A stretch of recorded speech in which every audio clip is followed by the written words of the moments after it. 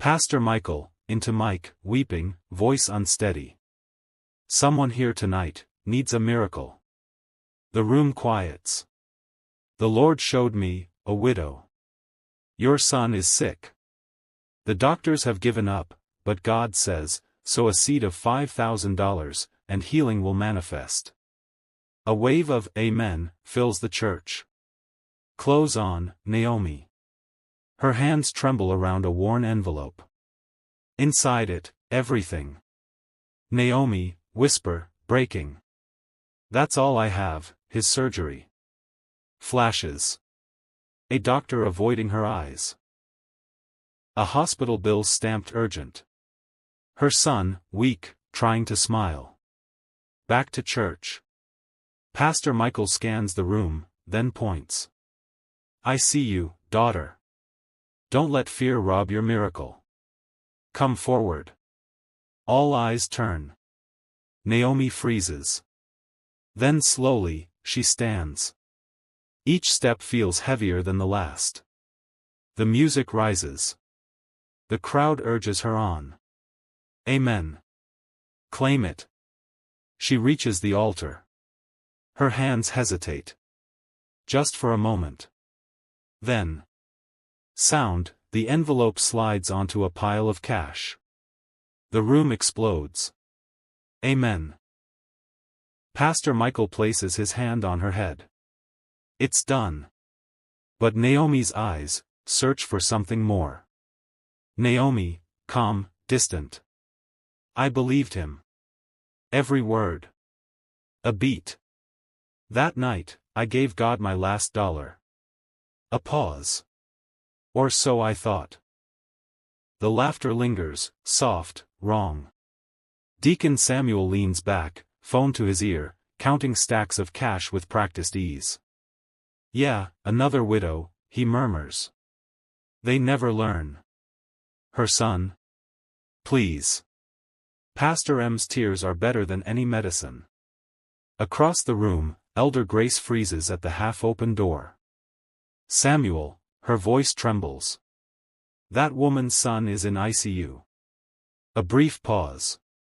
Not guilt, just irritation. Samuel taps the money into a neat pile, not looking up. And my boat arrives next week. God provides, grace. A beat. Close the door. Grace doesn't move. Her hand begins to shake, uncontrollably. Her eyes drift to the corner. A blinking red camera. Watching. Recording. She looks back at Samuel, but something has shifted. Elder Grace. That night, I saw the truth. Her breath catches. And for the first time in 20 years. Tears gather, but don't fall. I was afraid of God, but not for the reason they taught me. Cut to darkness. Then. Naomi's phone lights up in the night. An unknown message. She hesitates, then opens it. Check storage unit number 7. Tonight. Come alone. Her eyes flick to the envelope beside her. Then back to the screen. Fear tightens her chest, but something else rises with it. Not faith. Not yet. But doubt. And this time, she listens to it. Naomi's lips tremble as she prays, her voice barely a whisper through falling tears. Lord. I gave them everything. I trusted your name, and now I have nothing left except. Her words fade as her eyes drift to the phone in her hand. The truth. Her gaze hardens. Fear flickers, then slowly, something colder replaces it. Resolve. I'm not asking for money anymore. I'm asking for courage. Give me the strength to expose wolves in sheep's clothing, and please, let Eli live to see justice. For a split second, the room freezes. Beep. The heart monitor flatlines. Then, just as suddenly, it comes back to life, steady and rhythmic. Naomi exhales, shaken but unbroken. She leans down, presses a gentle kiss onto Eli's forehead, then rises. Her hand reaches for a small flashlight on the bedside table. This is no longer just a prayer. It's a decision. I didn't know if I would come back alive, but I knew one thing. Her grip tightens around the light. My son had already lost his father to a drunk driver. She turns toward the door. He wasn't going to lose his mother, to fear. The hallway is too quiet. Every step echoes, soft, careful, but loud enough to feel dangerous. The wooden floor creaks beneath them, each sound tightening the tension. Caleb leads, his breath shallow, a flicker of excitement in his whisper. This is it. Naomi says nothing. She's gone cold, focused, unshaken, her eyes locked on the door ahead like there's no turning back. Behind them, Elder Grace trembles, her voice barely holding. They'll destroy us. Naomi turns, calm and certain. I know. Silence. Then Caleb pulls it out, a small USB drive, glinting faintly. This is everything. The air shifts. Naomi takes it without hesitation, walks to the computer, and powers it on. The hum fills the room. The screen flickers. Her hand pauses, just for a second. Then click. The USB slides in. Files appear instantly. Proof. Elder Grace gasps, stepping back. This will destroy the church. Naomi's voice is steady. No. It will expose it.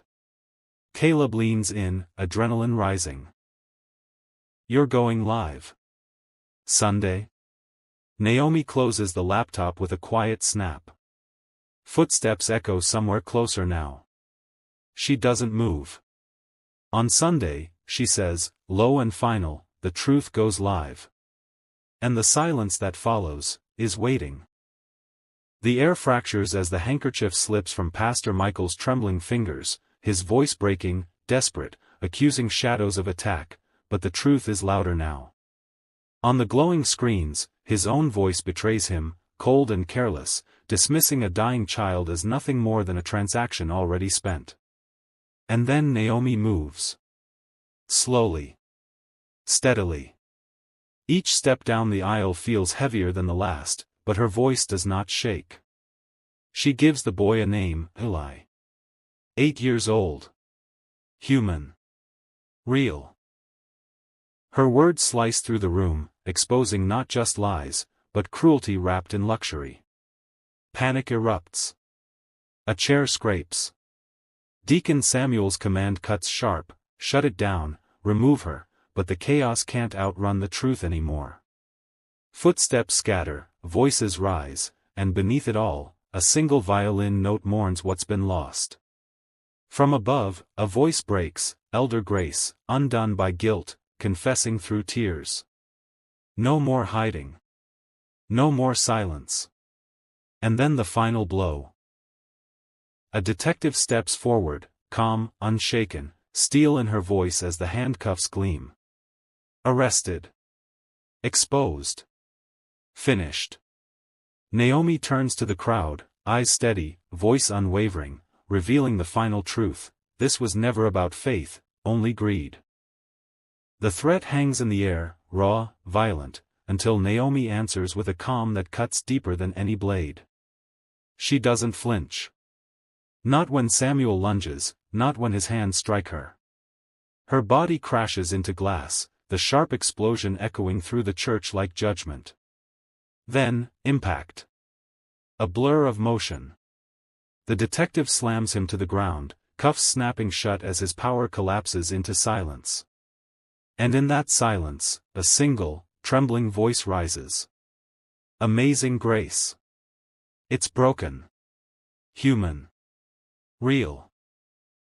One by one, others join, their grief spilling into song, filling the shattered sanctuary with something sacred again. On the floor, Naomi breathes through the pain, and smiles. Because far away, in a quiet hospital room, Eli's eyes open.